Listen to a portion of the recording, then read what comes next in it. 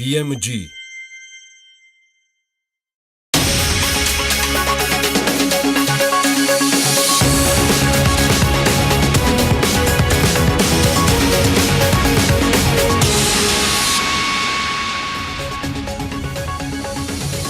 რომან ფიფია ბიჯეოს სასამართლოში უჩივის კახა კიკნაველიძის განცხადება რამდენიმე წუთში. ფინანსთა მინისტრის განცხადება და სადავო ფრაზა, რომელმაც საბანკო სექტორის მიმართ მის კრიტიკას მკვეთრი ხასიათი შესძინა. თელარა გელანტია, დეტალებით სულ ცოტა ხანში.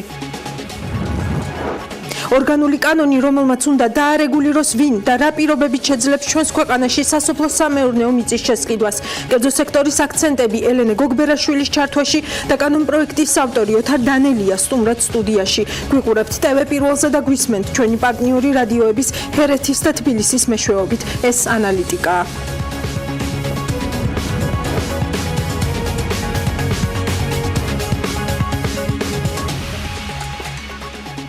მე ამ გადაცემის ავტორი ელენე კვანჭილაშვილი ვარ. რომან ფიფია ბიჯეოს სასამართლოში უჩივის საქმე რუსთავის აზოტს ეხება და დავა 994 მილიონ დოლარად არის შეფასებული. კერძოდ, ფიფიამ 2011 წელს კრედიტი მიიღო ბიჯეოს შვილობილი საქართველოს ბანკისგან.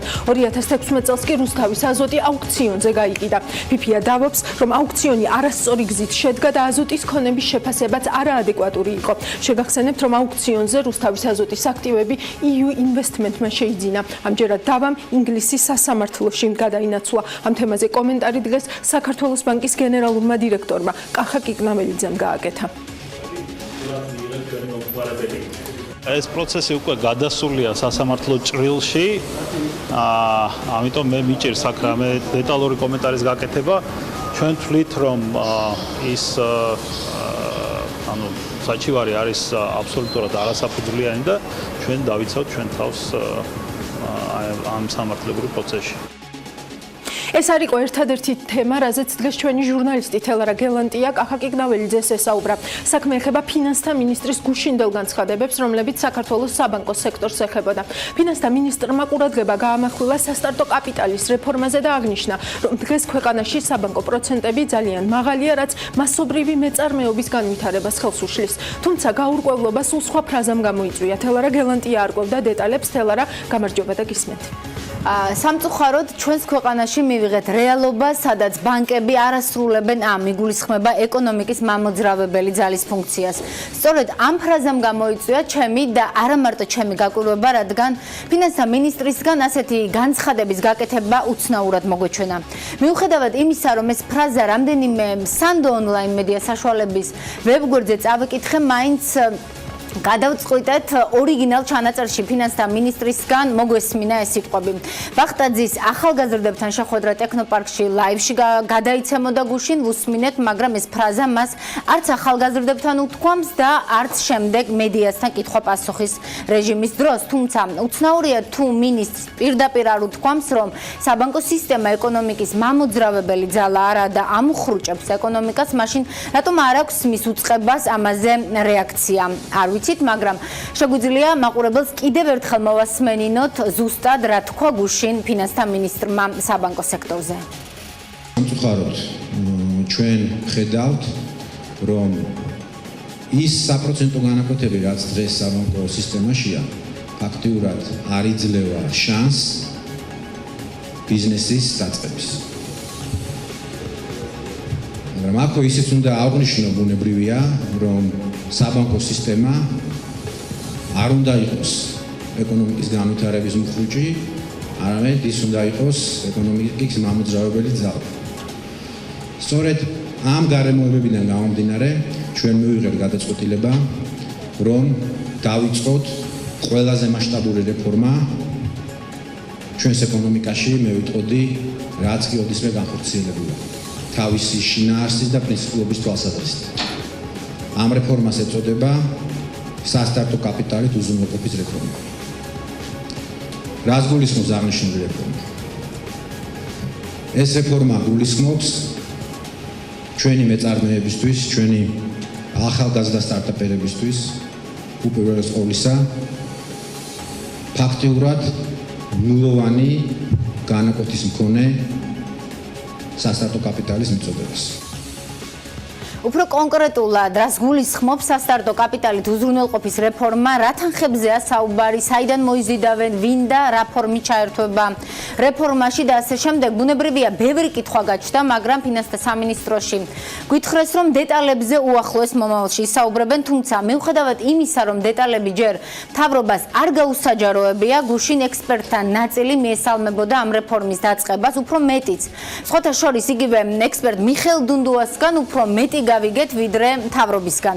მან ტევ-პირველის ეთერში გუშინ თქვა, რომ საპარტნიორო ფონდიც ჩაერთვება ამ რეფორმაში, მისივე თქმით, თურმე საპარტნიორო ფონდი ნაცვლად 15 და 18%-იანი უკუგებისა, რასაც ითხოვდა აქამდე პროექტებისთვის, 5 და 7%-იან უკუგებაზე დათანხმდება ბიზნეს პროექტების მიღებისას და თანამონაწილეობა ბიზნეს სექტორს ექნება არა 50 ან 100% ქონების უზრუნველყოფით, არამედ 5%-ის დონეზე. როგორც ჩანს, რიგ ექსპერტებს მედიაზე და საფინანსო სექტორზე ადრე მიაწოდეს ინფორმაცია ან რეფორმის შემუშავებაში ისინიც ჩართეს, არ ვიცი. ფინანსთა მინისტრს გუშინ ჟურნალისტებმა ასევე კითხეს, როგორ აისახება სასტარტო კაპიტალის რეფორმის დაწყება ბანკებში არსებულ მაღალ საპროცენტო განაკვეთებზე. შეგვიძლია მოვისმინოთ მინისტრის პასუხი. ხოლო დადებითად ჩვენი რეფორმის ფარგლებში, რასაც ჩვენ გვეგმავთ, ეს არის რომ მოხდეს სასტარტო კაპიტალის მიწოდება, მათ შორის ფინანსური სექტორის ჩათვლით. დღეს თქვენ აუდიტორის პასუხებიც მოისმინეთ, რომ ის საპროცენტო განაკვეთები, რომელიც არის დღეს ჩვენს რეალობაში, ეს ხელს უშლის მეწარმეობის მასშტაბურ განვითარებას ქვეყანაში. ჟურნალისტებმა გუშინ ფინანსთა მინისტრს ასევე კითხეს, ხომ არ ქონია მას კონტაქტი ბანკებთან, რომ გადაიხედოს საპროცენტო განაკვეთები. ამას ადგენს ბაზარი, ასე მოკლედ უპასუხა ბახტაძე მედიას. დღეს თავად საბანკო სექტორის ლიდერი ბანკების მენეჯერებს ვკითხეთ, როგორ აღიქვეს ქვეყნის მთავარი ფინანსისტის გუშინდელი განცხადება იმის თაობაზე, რომ არსებული საპროცენტო განაკვეთები არ იძლევა შანს ბიზნესის დაწყების. მიიღეს თუ არა ეს ერთგვარ საყვედურად. ვკითხეთ საქართველოს ბანკის გენერალურ დირექტორს.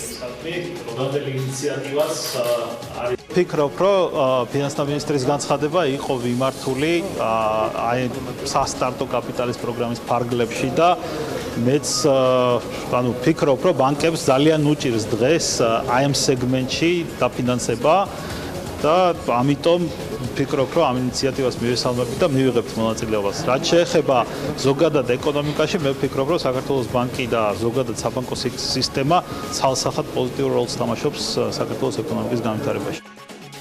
ამასთან კახა კიკნაველიძე ფაქტობრივად იზიარებს ფინანსთა მინისტრის იმ შეფასებას, რომ სტარტაპებისთვის კაპიტალზე წვდომა პრობლემურია. მისი თქმით, მიუხედავად იმისა, რომ საქართველოს ბანკი ცდილობს აქტიური იყოს მცირე და საშუალო ბიზნესის დაკრედიტების მიმართულებითაც, გაზრდილი რისკებიდან გამომდინარე, სტარტაპების დაფინანსება ბანკებისთვის პრობლემურია. ამიტომ ის მიესალმება მინისტრის ახალ ინიციატივას. ვაცხადებთ მზაობას, რომ ჩავერთოთ სასტარტო კაპიტალის ინიციატივაში. თქვა კახა კიკნაველიძე. მისგან განსხვავებით დღეს ძალიან კრიტიკულად შეაფასა მამუკა ბახტაძის გუშინდელი განცხადება TBC ბანკის სამეთვალყურეო საბჭოს თავმჯდომარემ. მამუკა ხაზარაძის თქმით, დღეს საქართველოს ეკონომიკის 60%-ის დამფინანსებელი არის სწორედ საბანკო სექტორი, რომელიც მოწინავეა არა მხოლოდ აქ, არამედ რეგიონში. საბანკო სისტემა არ არის საინვესტიციო ინსტრუმენტი. საბანკო სისტემა არის საკრედიტო ინსტიტუტი და ნუ მოვთხოვთ მას ყველაფრის დაფინანსებას. საქართველოში საბანკო პროცენტები არ რეგიონში ყველაზე დაბალი. კიდევ ვიმეორებ, მთელი პასუხისმგებლობით, რომ ჩვენი დაფინანსებული კომპანიების საპროცენტო განაკვეთი არის იმაზე დაბალი ხშირ შემთხვევაში, ვიდრე საერთაშორისო საფინანსო ინსტიტუტების საკრედიტო, ესე ვთქვათ, პროცენტია ჩვენი ქართული კომპანიების დაფინანსებაზე მიმართული და მე ვფიქრობ, რომ აქ ამით ყველაფერი ნათქვამია. თუ გადავავლეთ სტატისტიკას, ეს პროცენტი მოდის ქვემოთ და მოდის იმის გამო კი არა, რომ რეგულირება ან დამატებითი რაღაცა, ესე ვთქვათ, აქტი იწერება სადმე. ეს მოდის ქვემოთ, იმიტომ რომ საბაზრო ეკონომიკა იზრდება და საბაზრო ურთიერთობები არეგულირებენ პროცენტსაც, მიწოდებასაც და ესე ვთქვათ, მოთხოვნასაც. მამუკა ხაზარაძის შეფასებით პრობლემა სწორედ ის წარმოადგენს, რომ საქართველოს ეკონომიკის დაფინანსების სხვა წყაროები გარდა ბანკებისა დღეს არ არსებობს ქვეყანაში. ამიტომ ის ბახტაძის ინიციატივას მიესალმება, მაგრამ ფიქრობს, რომ რადგან მთავრობა ცუდი მენეჯერია, ასე ამ სოფლიოში აღიარებული ყველაფერი გამჭვირვალედ უნდა განხორციელდეს. ყველა იმ წამოწყებას, სადაც მცირე ბიზნეს სტარტაპებს მიეცემათ საწყისი კაპიტალი, მაგრამ ეს უნდა მოხდეს გამჭირვალე პირობებში, რომ ასევე გადასახადის გადამხდელთა ფული არ იქნას გაფლანგული. კიდევ ვიმეორებ, სახელმწიფო ზოგადად არა მარტო საქართველოში, არამედ სოფლიოში ეს დადასტურებულია, რომ არის ცუდი მენეჯერი. აქედან გამომდინარე, ყველაფერი უნდა კეთდებოდეს კერძო სექტორის საშუალებით, ეს საბანკო სექტორი იქნება თუ სხვა კერძო სექტორი იქნება, ამას მნიშვნელობა არ აქვს. როგორც ჩანს, მარტო ჩვენ არ მოგჭრა ყური ქვეყნის მთავარი ფინანსისტის გუშინდელმა განცხადებებმა ამ წუთებში. მამუკა ბახტაძე, როგორც ვიცით, ბიზნეს მედიის წარმომადგენლებს ხვდება დახურულ კარს მიღმა და შემდეგ მედიას საჯაროდაც უპასუხებს კითხვებზე. იმედია, დღეს მაინც გავიგებთ, თulis თუ არა ფინანსთა მინისტრი, რომ საბანკო სექტორი ამუხრუჭებს ეკონომიკის განვითარებას და რომ ის არაა მისი მამოძრავებელი ძალა. ელენე? ნამდვილად, მადლობა თელარა, ეს იყო თელარა გელანტია ფინანსთა მინისტრის განცხადებით და ბანკების შეფასებით ანალიტიკის პირდაპირ ეთერში. ჩვენ კი განვაგრძობთ გამოშვებას ორგანული კანონი, რომელმაც უნდა დაარეგულიროს ვინ და რა პირობებით შეძლებს საქართველოში სასოფლო-სამეურნეო მიწის შეძენას. ეს თემა მომავალი კვირიდან ისევ აქტუალური იქნება. ანალიტიკა ცხადია ერთი ნაბიჯით წინ არის, როგორც ყოველთვის და დღეს ჩვენი სტუმარი იქნება კანონპროექტის ავტორი ოთარ დანელია. მოგესალმებით ბატონო ოთარ და ასევე მაყურებელს აქვე ვეტყვი, რომ ამ თემაზე ჩვენი ჟურნალისტიც მუშაობდა ელენე გოგბერაშვილი, რომელიც სულ ცოტა ხანში, ესე ვთქვათ, შემოუერთდება ჩვენს საუბარს და ის უკვე კერძო სექტორის პოზიციას შემოგთავაზებს. ელენე, მოგესალმები, მადლობა რომ ჩვენთან ერთად ხართ, ცოტა ხანში დაგიბრუნდებით. ბატონო ოთარ, პირველ რიგში თქვენ როგორ ფიქრობთ, სანამ საუბარს დავიწყებთ, ბანკები არიან თუ არა ეკონომიკის მოხრუჭნი და თუ მამოძრავებელი ძალა, ესე ვთქვათ, ამ ქვეყნის ეკონომიკის? დიდი მადლობა მოწვევისთვის.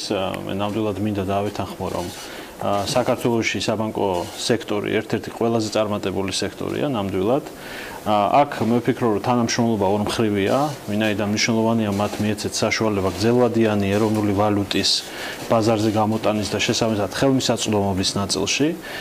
ბანკებს თავიანთი პროცედურები აქვთ, რა თქმა უნდა, მათ უნდა დაიცვან ეს პროცედურები, მათ შორის უნდა დააზღვიონ რისკები, ეს არის აბსოლუტურად ნორმალური და ეს არის საერთაშორისო სტანდარტების შესაბამისად.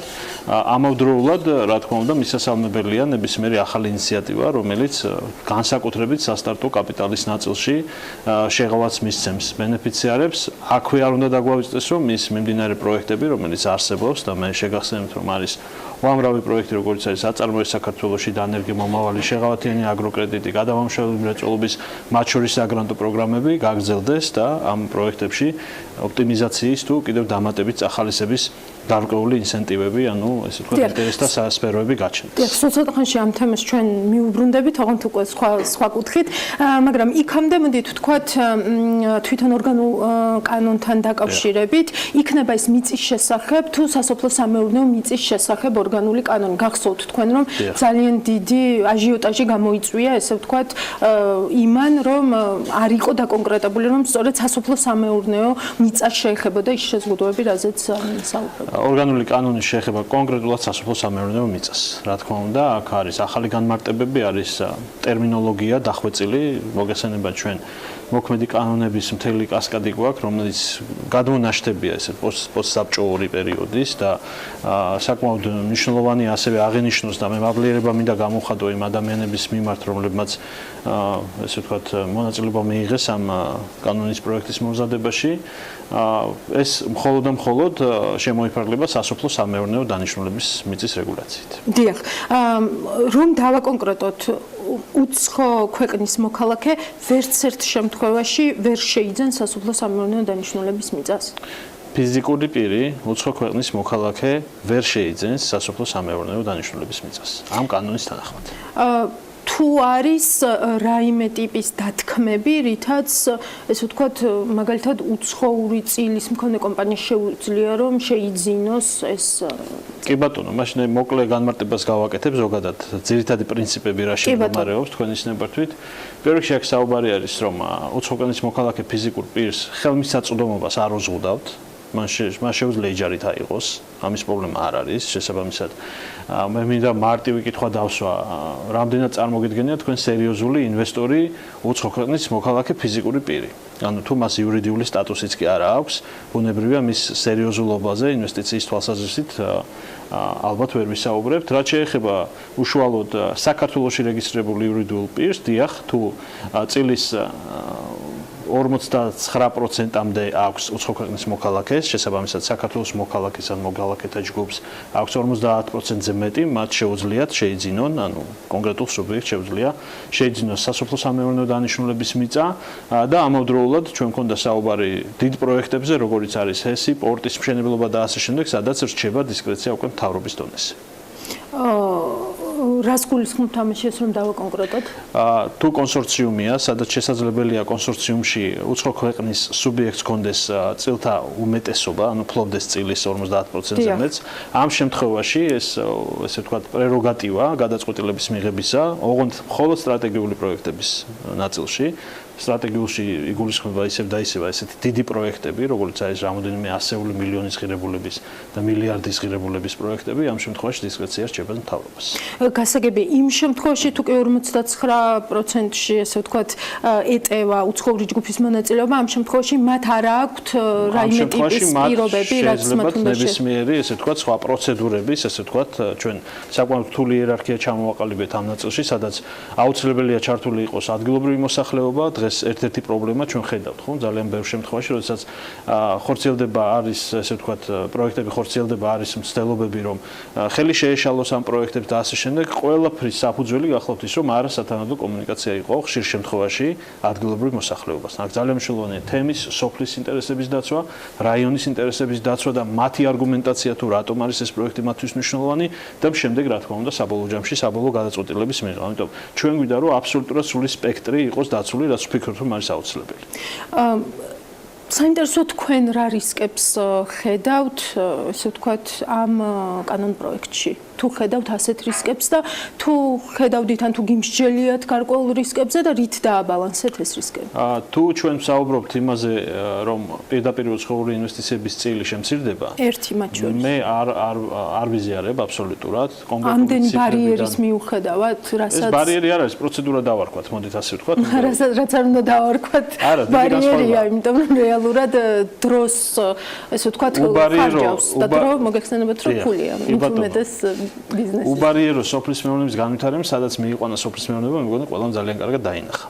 შესაბამისად, ეს არ არის ის დარგი, რომელიც თავისით განვითარდება, შეიძლება ბათუმში ახალი პროექტის დამტკიცებას დიდი ძალისხმევა სახელმწიფოს მხრიდან არ სჭირდებოდეს, იმიტომ რომ მიმზიდველი გარემოა ინფრასტრუქტურის განვითარებისთვის, დეველოპერული კომპანიების შემოსასვლელად და ახალი სახლების ასაშენებლად პირობითად, ხო, მაგრამ სოფლის მეურნეობა არის ის დარგი, სადაც აუცილებელია ჩართულობა, აუცილებელია რეგულაცია იმის, რომ მაქსიმალურად იყოს პირველ რიგში ადგილობრივი მოსახლეობის ინტერესები დაცული. ეს არის აქ ჩვენი ძირითადი ამოსავალი წერტილი. და თუ კი ადგილობრივი მოსახლეობის ინტერესი არის ის, რომ გაყიდოს საკუთარი სასოფლო-სამეურნეო მიწა და აქედან მიიღოს შემოსავალი.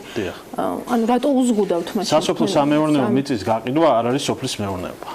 სასოფლო-სამეურნეო მიწის გაყიდვა არის ჩვეულებრივი სპეკულაციის საგანი, ანუ მე შემიძლია დღეს ვიყიდო, მაშინ ხვალ გავყიდო, ხო? მაგრამ ამ კანონის ფარგლებში არც ეს იზღუდება, რა თქმა უნდა, მას შეუძლია გაყიდოს. ან საქართველოში რეგისტრირებულ სუბიექტზე, რომელშიც 50%-ზე მეტს ფლობს საქართველოს მოქალაქე ან ქართული სუბიექტი, შეუძლია გაასხვისოს საქართველოს მოქალაქეზე ან ქართულ კომპანიაზე, შეუძლია იჯარით მისცეს უცხო ქვეყნის მოქალაქეს და მოსთხოვოს მას მთელი იჯარის ღირებულების ერთჯერადად გადახდა, რაც პრაქტიკულად ნასყიდობას უდრის.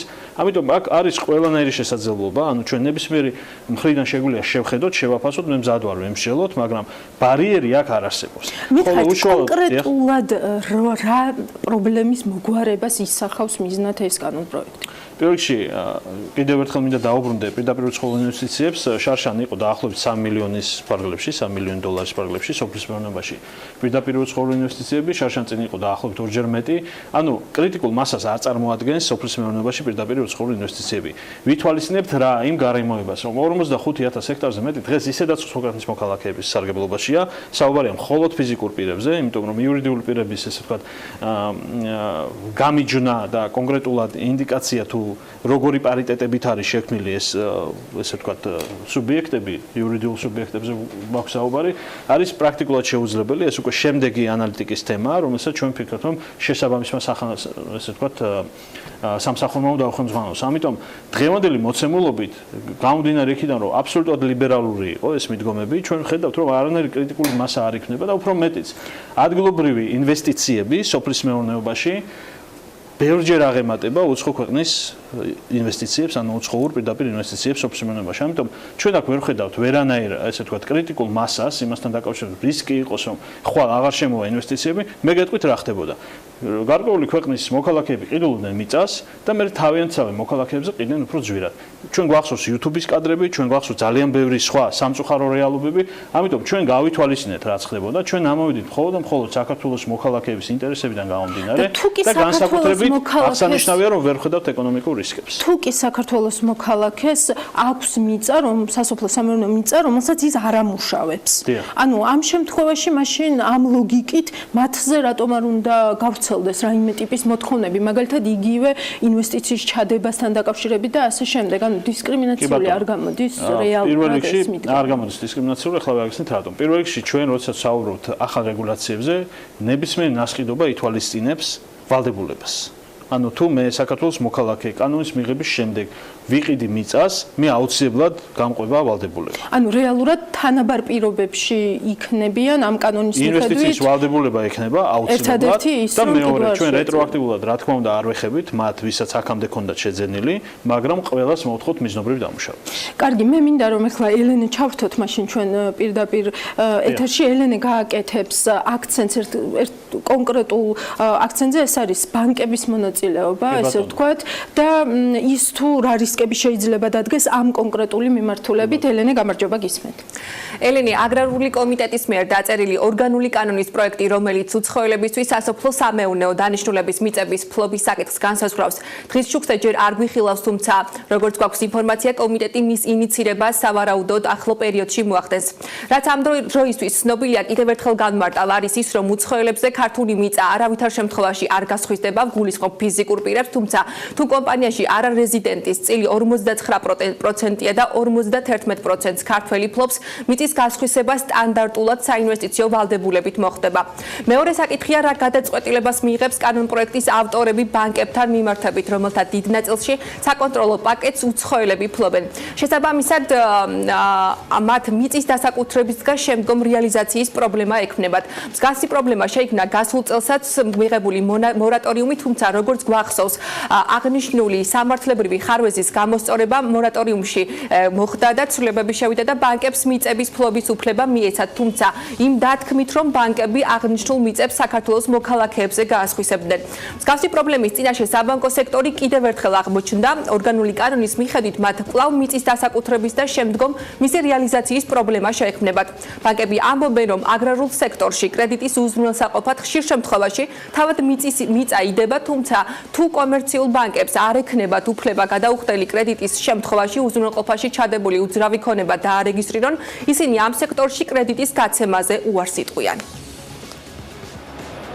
ჩვენ სამწუხაროდ ვერ ვაფინანსებთ, რადგანაც კანონი არ არსებობს. ჯერ მე არ დავიწყებ კანონის, ესე ვთქვათ, ინტერპრეტირებას, როგორი უნდა იყოს კანონი, ეს პარლამენტარების საქმეა, მაგრამ ის რომ კანონი არ აქვს დღეს, ეს უკვე ერთი წელი აფერხებს აგროსექტორში საბანკო, ესე ვთქვათ, თანხების ინვესტირებას და დაკრედიტებას.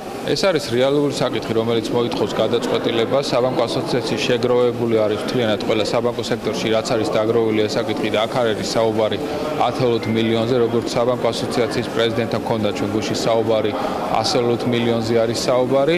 ეს ინფორმაცია მიტანილია როგორც მთავრობაში, ასევე შესაბამის კომიტეტებში პარლამენტში და მოითხოვს საკითხი ოპერატიულად გადაწყვეტილება. წინა შემთხვევაში ალბათ საკმაოდ გართულდება სოფლის მეურნეობის დაფინანსება, აქედან გამომდინარე თემა საკმაოდ აქტუალურია და ვფიქრობთ, რომ ოპერატიულად მოხდეს ამ საკითხის გადაწყვეტილება. ბუნებრივი ნებისმიერი შეზღუდვა გარკვეულწილად შემოფერხებულ ფაქტორს წარმოადგენს, თუმცა მე ვთვლი, რომ მაინც არის შესაძლებლობა იმისა, რომ სოფლის მეურნეობის მიმართულებით ბანკების აქტივობა კვლავ იქნება შენარჩუნებული. ამ რისკებსაც ვხედავთ, ეს არის მტკივნეული საკითხი, როგორც ბანკებისთვის, ასევე სოფლის მეურნეობის სექტორისთვისაც.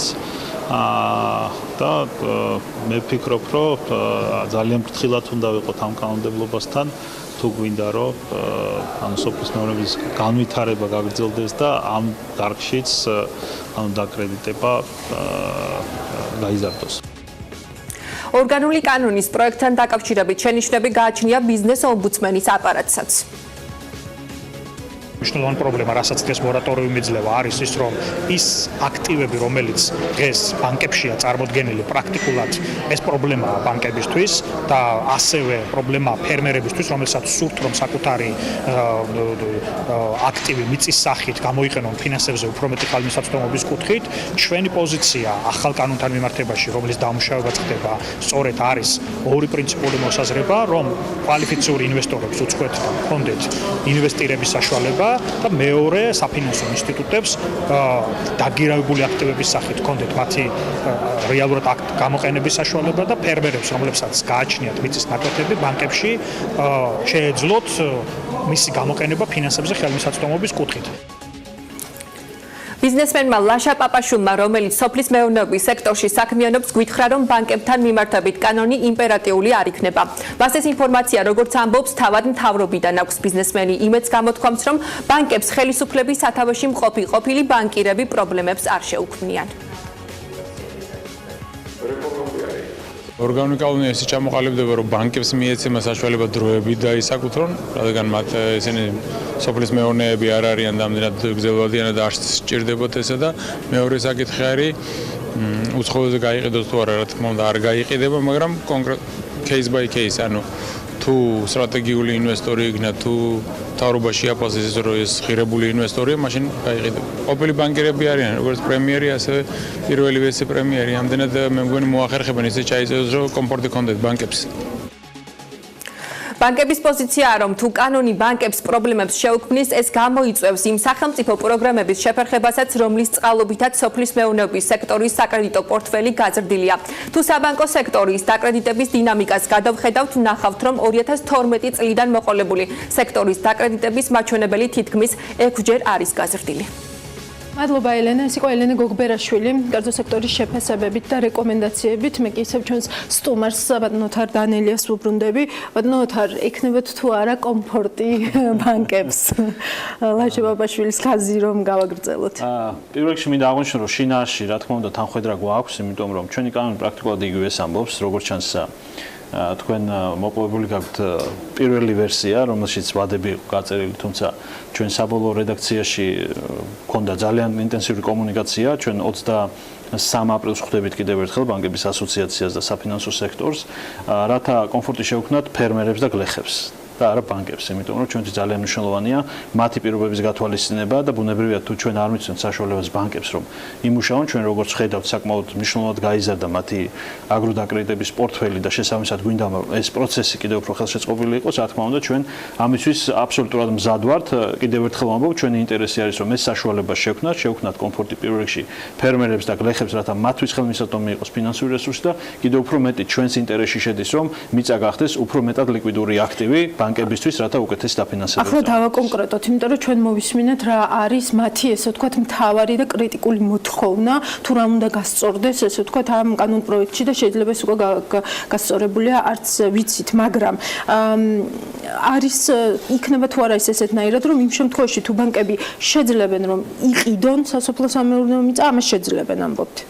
აქ საუბარი არის, მოდით ტექნიკურად შევაფასოთ, ანუ ბანკში რა ხდება უზრუნველყოფის სახით, იდება ქონება შესაძლებელია იყოს სასოფლო-სამეურნეო დანიშნულების მიწა, რომელსაც შემდეგ ჭირდება შესაბამისი მართვა და განკარგვა. დღეს მორატორიუმის ნაწილში მას მერე რაც ხო, ანუ ამის გულისხმობ. კი ბატონო, და მერე უკვე ვისზე შეუძლიათ რომ გაყიდონ, ანუ აი გასხვისების ნაწილში. ორგანული კანონის ამოქმედების შემდეგ, რა თქმა უნდა, ორგანული კანონის ფარგლებში შეეძლებათ ამის გაკეთება. ანუ მხოლოდ ქართველზე, მხოლოდ ფიზიკურ პირზე შეიძლება იყოს ეს შეფასება, შეიძლება იყოს იურიდიული პირი. რა თქმა უნდა, ანუ ორგანული კანონი ხო არეგულირებს. და რეალურად ამიტომ ორგანული კანონის შესაბამისად ამ კანონის ფარგლებში შეიძლება და აქ რაიმე ტიპის ესე ვთქვათ შერბილება ამ კანონის არ მოხდება და ჩვენ გამონაკლისებს ხო არ დაუშვებთ, იმიტომ რომ ბანკია, ხო? ჩვენ ვამბობთ, რომ არის ორგანული კანონი, რომელიც მუშაობს, ხო, მაგრამ კიდევ ერთხელ ვამბობ, ჩვენ გავცვალეთ რეკომენდაციები, ანუ ჩვენ საბანკო სექტორიდან მიღებული გვაქვს მათი რეკომენდაციები და შეხედულებები, შესაბამისად ჩვენ გვაქვს შემაჯამებელი შეხვედრა, ანუ ეს არ არის პროცესის დასაწყისი, ვასრულებთ ჩვენ უკვე ამ პროცესს და გათვალისწინებულია ყველა ის კრიტერიუმი, რაც მნიშვნელოვანია ფერმერისთვის ფინანსური რესურსის ხელმისაწვდომობისთვის. კარგი. რადგან კომუნიკაცია ვახსენეთ, ანუ თელარა გალანტიასთან ადრინდელი თქვენი ინტერვიუ ვნახე და იქ ინვესტორთა საბჭოზე იკავით ცოტათი გულნატკენი, იმიტომ რომ ორგანული კანონის დეტალებითო პრემიერს მიაკითხეს და არა, ესე ვთქვათ, ავტორ კომიტეტს იქ ამბობდით და შედგა თუ არა ინვესტორთა საბჭოსთან ეს კომუნიკაცია და იქიდან თუ გაქვთ მიღებული რაც გარკვეული რეკომენდაციები და შენიშვნები. პირველ რიგში მინდა აღვნიშნო, რა თქმა უნდა, ინვესტორთა საბჭო და ბევრი სხვა უწყება, რომელთანაც ჩვენ გვქონდა და კიდევ ვაგრძელებთ ამ კონსულტაციებს და მე ასევე მინდა მე ინიციირებას შევეხო, იმიტომ რომ ბევრი კითხვა ისმის ხოლმე ინიციირებასთან დაკავშირებით, მინდა განმარტო რა ხდება ინიციირებასთან მიმართებაში. ამიტომ ჩვენ რა თქმა უნდა გვქონდა ინვესტორთა, მათგანაც მიღებული გვაქვს ჩვენ მათი შეხედულებები და წინადადებები არასამთავრობო სექტორის წარმომადგენლებს და კერძო, ესე ვთქვათ, ექსპერტებთან, რომელსაც ძალიან დიდი გამოცდილება აქვს. სამწუხაროდ მინდა გითხრათ, რომ პროცესმა გვიჩვენა, რომ საქართველოში არის ძალიან ცოტა ადამიანი, რომელიც ამ თემაში სიღრმისეულად ერკვევა. საპატრიარქოსთანაც გქონდათ კონსულტაციები? ჯერ არ გქონია, იმიტომ რომ ჩვენ მინდა დავასრულოთ ესე ვთქვათ. რა თქმა უნდა, აუცილებლად, თუმცა ვიცი რომ ძირითადი პრინციპების დონეზე ჩვენ შეჯერებული პოზიციები გვაქვს და რაც შეეხება ინიციირებას, ამაზეც მინდა გითხრათ, რომ ინიციირება ჩვენ გვეგმავთ მიმდინარე თვეში, როგორც ეს არაერთხელ ვთქვი, აქ არის საუბარი მოსმენას, ანუ საბოლოოდ კენჭისყრასთან დაკავშირებით, ვინაიდან ახალი კონსტიტუციის თანახმად მოგესალმებათ, ესე ვთქვათ, ხმათა 2/3-ია საჭირო, ამიტომ ჩვენ ცოტა მოგვიანებით უყრით კენჭს, მაგრამ ინიციირება მოხდება უკვე. და ეს მინდა რომ გვესმოდეს, რომ ეს ვადაში ერთმანეთთან არ იქნება ძალიან მჭიდროდ დაკავშირებული, ეს მოხდება მხოლოდ ახალი კონსტიტუციის. მადლობა, სანამ დაგემშვიდობებით, საპატრიარქოს პოზიცია რატომ არის მნიშვნელოვანი ამ კანონპროექტთან დაკავშირებით? მარტო ამ კანონპროექტთან დაკავშირებით არ არის საქართველოს საპატრიარქოს პოზიცია მნიშვნელოვანი, მე მგონია ყველა ძირითად კანონთან მიმართებაში, რომელიც ეროვნულ ინტერესებს ეხება. დიდი მადლობა. ეს იყო თარდანელია, აგრარულ საკითხთა კომიტეტის თავმჯდომარე ანალიტიკის მაყურებლისთვის პირდაპირ ეთერში. ახლა ჩვენ ესე ვთქვათ, რეკლამაზე გავალთ და რეკლამის შემდეგ უკვე კვირის მთავარი თემების შეჯამებით დაგიბრუნდებით დაგვალოდით.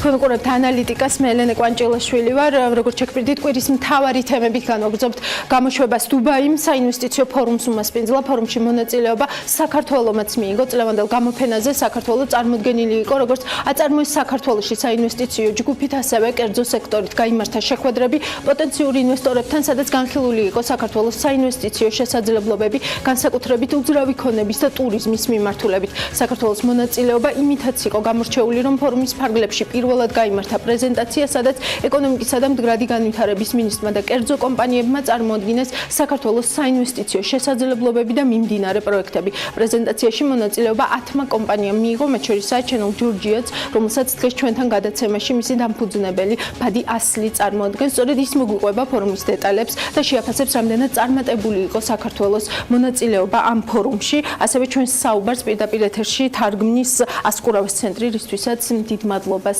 ვუხდით მათ. Hello, Mr. მოგესალმებით ბატონო ასლი. Sure. First of all, ეთიკოსთან მობრძანება პირველ რიგში რისი გამოყოფა შეიძლება დუბაის ფორუმიდან. პირველი გახლავთ საქართველოს წარმოჩინება, რაც ძალზე მნიშვნელოვანია. ქვეყნისთვის წარმოდგენილი იყო საერთაშორისო საინვესტიციო ფორუმებზე ისეთზე, როგორც ჩატარდა დუბაიში. სულ რამდენიმე დღეა და ასევე მნიშვნელოვანი გახლავთ ქვეყნისთვის წარმოდგენილი იყოს რაც შეიძლება უფრო მაღალ დონეზე და მოხარულები ვართ რომ ეკონომიკის როგორც მინისტრის მისი მოადგილე ესწრებოდნენ ფორუმს, ჩაატარეს საკმაოდ მაღალი დონის შეხვედრები, ინვესტორების ინტერესიც მაღალი იყო საქართველოსადმი, საკმაოდ კარგი კარგად ცნობილი ადგილია ინვესტორებისთვის საქართველოს და მრავალ ადამიანს აქვს ინვესტირების სურვილი.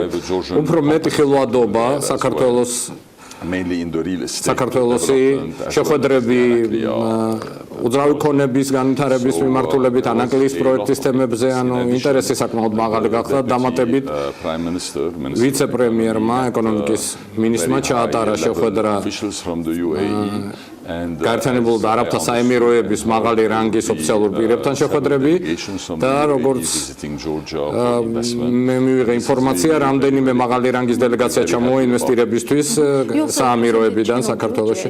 თქვენ ასევე წარმოადგენთ Channel Georgia's აღნიშნულ ფორუმზე. შეგიძლიათ მოკლედ მოგვითხროთ ამ კომპანიაზე და თქვენ პირადად რა მიიღეთ. Channel Georgia გახლავთ უნიკალური საკონსულტაციო კომპანია, რომელიც წარმოდგენილია საქართველოში, გაერთიანებულ ემირატებში, ლიბანში და სხვა ქვეყნებში. ორ მიმართულებას ვამუშავებთ. პირველი ეს გახლავთ ინვესტიციების მოზიდვა უცხოეთიდან საქართველოში და საქართველოს ექსპორტის გამარტივება არაბულ სამყაროში. საამიროებში საკმაოდ ძლიერი ბაზა გაგვაჩნია და ეფექტიანად მუშაობთ. გახლავთ რა თავმჯდომარე Channel Georgias-ი კონფერენციას ვესწრებოდი ჩემ გუნდთან ერთად, მაგრამ კონფერენციას უფრო მეტია საჭირო, რათა დაითანხმო ინვესტორების შემოსვლაზე საქართველოში და რა მოვიმოქმედეთ, ჩვენ პირდაპირ გავედით საკმაოდ შეძლებულ ინვესტორებზე პირადი კონტაქტების საფუძველზე, კონტაქტები საკმაოდ ფართო გვაქვს არაბულ სამყაროში, დუბაიში 12 შეხვედრა ჩავატარე პირადად მე მაღალი რანგის ინვესტორებთან, ზოგიერთი Forbes-ის სიაშიც გახლავთ შეყვანილი და ინტერესი მართლა ძალიან მაღალი დონის იყო. რამდენიმე მოვიწვიეთ პარტნიორი ჩამოსულიყვნენ საქართველოში, თვითონ ენახათ ქართული რეალობა, როგორც ჩამოდიან აქ, შეუყვარდებათ ქვეყანა. ინვესტორები არა მხოლოდ ფინანსურად არიან მოტივირებული, არამედ ემოციურად, ძალზე მნიშვნელოვანია. ადამიანების მოსაზიდად ქვეყნებში, ანუ სიტუაცია წინ მიდის საქართველოში, საინვესტიციო კლიმატი ვითარდება და მყინვარი შესაძლებლობებია ინვესტირებისათვის. ანუ გამოდის რომ თქვენ ჩამოყავთ Forbes-ის სიაში შესული Forbes-ის რეიტინგში შესული ინვესტორები. ძალიან საინტერესოა, იმიტომ რომ ჩვენ წარმოვადგენთ Forbes Georgia-ს. ორი ყავს ფაქტიურად კონფიდენციალურობას არ დავარღვევ, მაგრამ მოგახსენებთ, რომ ერთ-ერთი უზარმაზარი დეველოპერული კომპანია გახლავთ, მეორე ასევე გამოჩენილი ბიზნეს ოჯახი და მათი ინტერესი რაც წარმოადგენს. ძირითადად პირველი სამშენებლო დეველოპერული მიმართულება გახლავთ და მეორე გახლავთ სასტუმრო ბიზნესი, სტუმარმასპინძლობის მიმართულება, სტუმართამიღების მიმართულება და ფაქტიურად რეკლამა აღარ გჭირდება. საქართველოს 4-5 წლის წინ ჩავდიოდი საუდის არაბეთში ან დუბაიში და რუქა მიმქონდა თან და ვანახებდი ხოლმე საქართველოს ადგილმდებარეობას, უკვე გავწვდით ამ ეტაპს. ყველა საინტერესებს ტურისტული მიზნითაც კი ჩამოსვლა აინტერესებთ, რომ საქართველოს ფანტასტიკური რეპუტაცია გააჩნია. და Freedom House-ის მოხსენებაზე დაგისვავთ კითხვას. ჩვენ in this new report that ახალ მოხსენებაში ვიხილეთ მედიის თავისუფლება და freedom of the judiciary სასამართლოს თავისუფლების საკითხები გახლავთ ქვეყნის ორი ძირითადი პრობლემა, რომელიც აღნიშნულმა მოხსენებამ გამოყო. და Freedom House-ის ორი მაგალითის მოყვანით გვაცნობს ამ სიტუაციას. ეს გახლავს Philip Morris და BAT და ICC-საც possible corruption. ICC-ს როლსაც უსვავს ხას, რომელმაც ყურადღების ცენტრში მოაქცია შესაძლებელი კორუფციის ვარიანტები სასამართლო სისტემაში. მე წავიკითხე დეტალურად, გავეცანი მოხსენებას. რამდენიმე პრობლემას ეხება, მასმედიის თავისუფლებაზე ვერ გავაკეთებ კომენტარებს, მე ბიზნესმენი გახავარ და ბიზნეს ორგანიზაციის ხელმძღვანელი და ამიტომ ალბათ არ არის უპრიანი მასმედიაზე ვაკეთებ კომენტარები, სასამართლო სისტემაზე გავაკეთებ კომენტარს. ეს გახლავთ ნომერ პირველი ბარიერი ქვეყნის ბიზნეს განვითარებისთვის. ეს გახლავთ რაღაცა ისეთი რამ, რაც ყველაფერს მიათრევს წყალქვეშ და გასახანს არ აძლევს ბიზნესს. ჩემი აზრით, კორუფცია ძალიან გავრცელებულია სასამართლო სისტემაში. მოსამართლეები ერთმანეთს ხელს აფარებენ, ეს არის დიდი მაფია. ყველას იცავს მეორეს და სარგებელს იღებს. რა თქმა უნდა, გამონაკლისები გახლავთ, ყველას ერთად ვერ მოუყრითავს. ვიცნობ მე პატივსაცემ მოსამართლეებს და იუსტიციის საბჭოშიც კი რამდენიმე ბრწყინვალე პიროვნებაა წარმოდგენილი. ანნა დოლიძე მაგალითად, იგი ცდილობს რეალურად შეცვალოს არსებული სიტუაცია. თავრობის ზოგიერთი წევრი თulis რომ გადაწყვეტილება გახლავთ მოსამართლეებთან საუბარი, მათი დარწმუნება, მოლაპარაკება, მაფიასთან მოლაპარაკებას ვერ აწარმოებს. ან მაფია ხარ, ან მაფიოზი ხარ, ან მაფია უნდა გაანადგურო. მათთან მოლაპარაკებას აზრი არ აქვს. ვაცხადებ რა აღნიშნულს, მოგახსენებთ რომ თავრობა საკმაოდ კარგად იცნობს ამ პრობლემის არის. მიუხედავად იმისა, რომ არსებობს კომერციული სავაჭრო პალატები, რომლებიც ისობენ ამ პროცესს. რა თქმა უნდა, ჩვენ შეგვიძლია დავაჩქაროთ პროცესი, იმის მაგერად რომ 5 წელი არ მიდიოდეს სასამართლო პროცესი, შეგვიძლია ჩვენ 1 წელიწადში მოვახდინოთ ამის დასრულება, მაგრამ ნდობა, ანუ წარმოიდგინეთ, მოსამართლე საქალაქო სასამართლოში, ჩვენი ურთიერთობა მასთან, ველაპარაკებით მას დაურეკავენ თვითონ როგორც ჩათვლის საჭიროდ ისე მოიქცევა.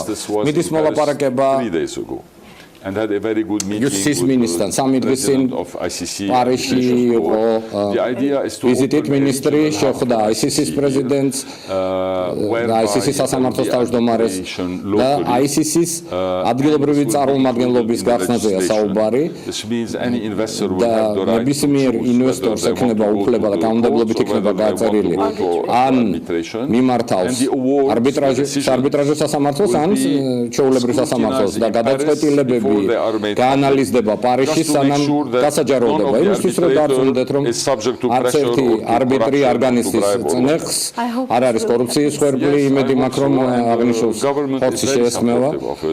თავრობა ამ იდეას, არბიტრაჟის იდეას მაქსიმალურად უჭერენ მხარს საქართველოს სერიოზულ ბიზნესს და ასევე სასამართლო სისტემისთვის იქნება რომ რაღაც ნაბიჯები გადადგან და მოაგვარონ სიტუაცია. სისტემაში. საერთაშორისო სავაჭრო პალატის პრეზიდენტი და ჩენელ ჯორჯიას დამფუძნებელი ანალიტიკაში ჩვენ გაგანვაგრძობთ და გადაცემის ბოლოს მეგი კავთუაშვილი უნდა შემოგვიერთდეს პირდაპირ ეთერში. გადავწყვეტთ რასობრივი დისკრიმინაციის შემთხვევებს გამოვუყურებოდით ამ მიმოხილვით და გვინდა სულ სხვა კუთხით დაგანახოთ ის სარგებელი, რაც ჩვენი ქვეყნის ეკონომიკისთვის მოაქვს უცხოელ სტუდენტებს, რომლებიც საქართველოში განათლების მისაღებად ჩამოდიან. რა რიცხვების მოპოვებაც ჩვენ შევძელით, ასეთია, ერთი სტუდენტი წლის განმავლობაში საშუალოდ ხარჯავს $10,000 უნივერსიტეტებს, მათთვის 20,000 ადგილი აქვს, რაც იმას ნიშნავს, რომ თუ ყველა ადგილი დაიტვირთება, სახელმწიფო შეუძლია დამატებით $200 მილიონი შემოსავლის მიღება. მეგი გამარჯობა, უფრო დეტალურად რომ მოგვიყვე, რა არის ამ სტუდენტების ეფექტი ქვეყნის ეკონომიკაზე და რამდენად უწყობს ხელს სახელმწიფო მათ ჩამოსვლას ქვეყანაში და აქ განათლების მიღებას. ასევე საინტერესო იქნება ალბათ ის აქცენტიც, რომ გაცვლითი პროგრამები ყველა ცივილური სახელმწიფოს პოლიტიკის და სტრატეგიული ხედვის ნაწილია, თუ შეიმჩნევა ასეთი რამ საქართველოს შემთხვევაში. მოგესალმები. უმაღლესი განათლების მისაღებად უცხოელები საქართველოს რამდენიმე ნიშნით ირჩევენ. ეს არის ფასი, ხარისხი და დიპლომის წონა საერთაშორისო ასპარეზზე. ოფიციალური კვლევები ადასტურებს, რომ უცხოელი სტუდენტები განათლების მიღების შემდეგ არც აქ რჩებიან და არც თავიანთ ქვეყანაში ბრუნდებიან, არამედ მიემგზავრებიან უფრო მდიდარ ქვეყნებში, სადაც ამ დიპლომით სარფიანად დასაქმების შესაძლებლობა აქვთ.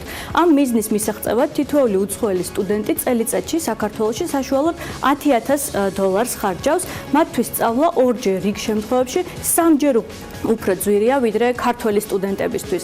ბუნებრივია ამ პირობებში უცხოელი სტუდენტების მოზიდვა ადგილობრივი უნივერსიტეტების ინტერესის სფეროა, მით უფრო რომ ადგილების ვაკანტურობის მაჩვენებელი, როგორც ჩვენც აღნიშნეთ, ძალიან მაღალია. კერძო უნივერსიტეტებში ამბობენ, რომ უცხოელი სტუდენტების სიმრავლეს ქვეყნის ეკონომიკისთვის უდიდესი სარგებლის მოტანა შეუძლია. მოგითხრათ დაახლოებით რა არის ეკონომიკური ეფექტი ან რა შეიძლება იყოს. წარმოიდგინეთ, საქართველოში არის დაახლოებით 45,000 აკრედიტებული ადგილია რა. ანუ ამდენი ადგილია თლიანად უნივერსიტეტებში. ყოველწლიურად რამდენი აბიტურიენტი ახერხებს, რომ მოიპოვოს უფლება უმაღლესი სწავლის, ანუ ეროვნულ გამოცდებს მინიმალურ ზღვარზე ლახავს დაახლოებით 25-26,000 სტუდენტი, ხო? ანუ ჩვენ ყოველწლიურად გვაქვს რჩება 20,000 ცარიელი ადგილი. ანუ ადგილი არსებობს, ინფრასტრუქტურა არის, პროფესორ-მასწავლებლები არიან, პროგრამა არის და უბრალოდ არ არის სტუდენტი.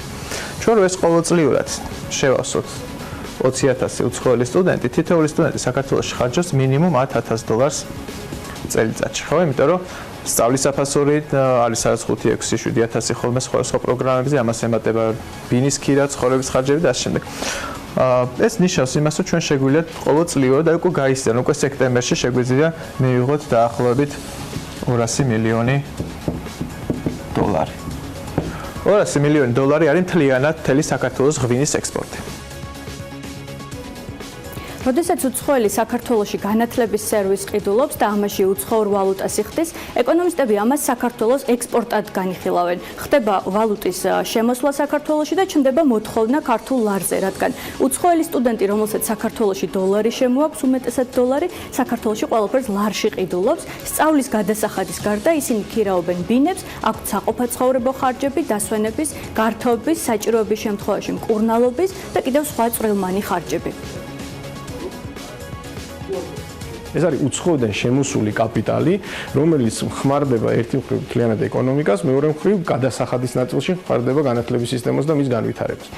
და თანხებს რაც შეეხება, აქ მე ჩვენი კოლეგების აისეტიდან კვლევას მოვიშველიებდი, რომ მაგალითად 2016-17 აკადემიურ წელს პროგნოზის მიხედვით დაახლოებით $200 მილიონამდე შეიძლებოდა დაეხარჯათ უცხოელ სტუდენტებს საქართველოში სასწავლო მიზნებისთვის და დამატებით აგრეთვე ცხოვრებისთვის. უცხოელ სტუდენტებს უმაღლეს განათლებას საქართველოს 58 უნივერსიტეტი სთავაზობს. ეს ნიშნავს, რომ ინგლისურ ენაზე ქმნის აკადემიურ პროგრამებს, ქირაობს პროფესორ-მასწავლებლებს, აწყობს ინფრასტრუქტურას და სხვადასხვა ქვეყნებში ეწევა რეკლამას უცხოელი სტუდენტების მოსაზიდად, რაშიც ასობით ათასი ლარის ინვესტიციას დებს. თუმცა, როგორც რეალობა აჩვენებს, უმაღლესი სასწავლებლების მზაობა სრულიად არ არის საკმარისი, რომ საქართველოს საგანმანათლებლო ჰაბად იქცეს. ამას რამდენიმე სახელმწიფო უწყების ნებართვა სჭირდება. თანაც არა ერთჯერადად, არამედ ყოველი სასწავლო წლის დასაწყისში. საერთაშორისო სტუდენტების ჩარიცხვა განათლებისა და მეცნიერების მინისტრის ბრძანების საფუძველზე ხდება. თუმცა მრავალ ამგვარად ჩარიცხულ სტუდენტს რეალურად არ ეძლევა სწავლის დაწყების შესაძლებლობა. საინტერესოა, რა ხდება ამის მთავარი მიზეზი მეგი? თუ არსებობს საგანმანათლებლო დაწესებულების მზაობა, ნებართვები შეგროვებულია და განათლების მინისტრის ბრძანებაც არსებობს, კიდევ რა ბარიერი შეიძლება გამოჩნდეს? ბარიერი ამ შემთხვევაში სასწავლო ვიზის მიღება, უпростоრად მისი ვერ მიღება, რის შემდეგაც უნივერსიტეტი იძულებული ხდება გამოუცხადებელ სტუდენტს სასწავლო სემესტრის დაწყებიდან გარკვეული ვადის გასვლის შემდეგ შეუჩეროს და უკვე შემდეგ შეუწყვიტოს სტუდენტის სტატუსი. ოფიციალური სტატისტიკის თანახმად, რაც ანალიტიკამ განათლების ხარისხის მართვის ეროვნული ცენტრიდან გამოითხოვა, ბოლო 4 წელში 8,960 უცხოელ სტუდენტს შეუჩერდა სტატუსი, წლების მიხედვით კი ზრდა ფიქსირდება. მეგი, გამოდის, რომ ერთი სახელმწიფო სტრუქტურა აძლევს საქართველოში სწავლის შესაძლებლობას ამ სტუდენტებს, ხოლო მეორე უკარგავს იმით, რომ აქ ჩამოსვლის უფლებას არ აძლევს. ანუ სწორად გავიგე ეს დილა. ასე გამოდის. სტატუს შეჩერებულთა შორის არიან სამწუხაროდ დამამთავრებელ კურსზე მყოფი სტუდენტებიც, რომელთაც უმაღლესი განათლების დიპლომს ერთი სემესტრიღა აშორებთ. არათანმიმდევრული სახელმწიფო პოლიტიკის გამო საქართველოში მყოფი სტუდენტები შიშობენ, რომ შესაძლოა არდადეგებზე საკუთარ ქვეყანაში დასვენების შემდეგ საქართველოში შემოსვლის უფლება ხელახლა ვეღარ მოიპოვონ, სწავლა შუაგზაზე შეწყვიტონ და ის დრო და დანახარჯი, რაც საქართველოში სწავლას მოახმარეს, საერთოდ ფუჭი აღმოჩნდეს. აქამდე საქართველოში ჩამოსვლა პრობლემას არ წარმოადგენდა, თუმცა დროთა განმავლობაში ყველაფერი შეიცვალა და უფრო რთული გახდა ქვეყანაში დარჩენა. არსებობს უამრავი მაგალითი, როდესაც სტუდენტები დაბრუნდნენ საკუთარ ქვეყნებში არდადეგებზე და საქართველოში განმეორებით ჩამოსვლაზე უარი უთხრეს. ხშირად ჩვენ მიზეზსაც კი არ გვეუბნებიან ამის. წინა თვეს მე ვიმყოფებოდი არდადეგებზე ინდოეთში და როდესაც უკან ბრუნდებოდი, სასაზღვრო პოლიციამ მკითხა, თუ სად მდებარეობდა ჩემი უნივერსიტეტი. უნივერსიტეტი. მე ვუპასუხე, რომ კოსტავას ქუჩაზე ვსწავლობდი, რის შემდეგაც მან მითხრა, რომ თბილისში კოსტავას ქუჩა საერთოდ არ არსებობდა. შემდეგ მან მთხოვა ჩამომეთოლა ყველა საგანი, რომელსაც ვსწავლობ. ასევე ის მეუბნებოდა, რომ აუცილებლად უნდა მცოდნოდა ეკონომიკის საგნის პირველი ნაწილი და მე ვუპასუხე, რომ არ ვიცოდი, რადგან ამ ნაწილს მეორე სემესტრში გავდიოდი. აი ასეთ კითხვებს გვისვამენ საზღვარზე. სტუდენტურ ვიზასთან დაკავშირებული პრობლემა მეტნაკლებად ყველა საერთაშორისო სტუდენტს ეხება, მაგრამ განსაკუთრებულ სირთულეებს აწდებიან სტუდენტები აფრიკისა და აზიის ქვეყნებიდან. თუმცა ეს მათი ერთადერთი პრობლემა არ არის, რაც საქართველოში ექმნებათ. მიმდინარე კვირაში გავრცელებული ვიდეო მასალა, სადაც კარგად ჩანს ფიზიკურად, როგორ დევნის ადგილობრივი მოსახლეობა კანისფერით განსხვავებულ ადამიანებს, მათი პრობლემების იდენტიფიცირების კარგი მაგალითია. ვფიქრობ. საბოლოო ჯამში სტუდენტს აქვს ძალიან ბევრი დაბრკოლება. მახსენდებათ რაინდებზე რო არის ხოლმე ფილმები და რომ უნდა გაიაროს რაინდმა რაღაცა ნაჯახი მოდის, ხმალი მოდის რაღაცა საბოლოო ჯამში უნდა გააწვეს ხო? და ხო ასეთ მდგომარეობაში არის უცხოელი სტუდენტი. თანამედროვე ეპოქაში განვითარებული ქვეყნების პოლიტიკის ფაკუთხედი გაცვლითი პროგრამები და მათი უცხოელი სტუდენტების მოზიდვა.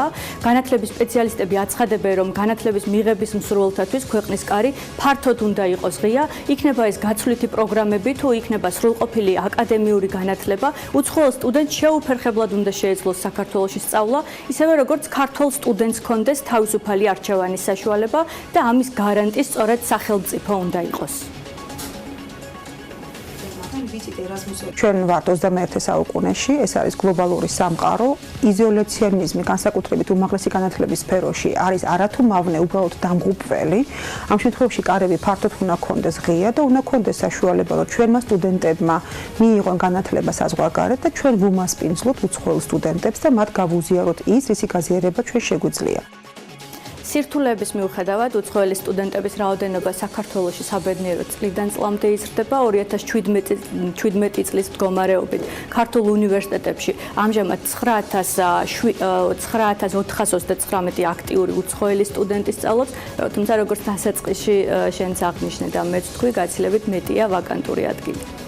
მადლობა მეგი კაფთუაშვილი საუბრობდა პირდაპირ ეთერში. დიდი მადლობა მას. ჩვენ კი ერთმანეთს უკვე საღამოს 22 საათსა და 45 წუთზე შევხვდებით დროებით.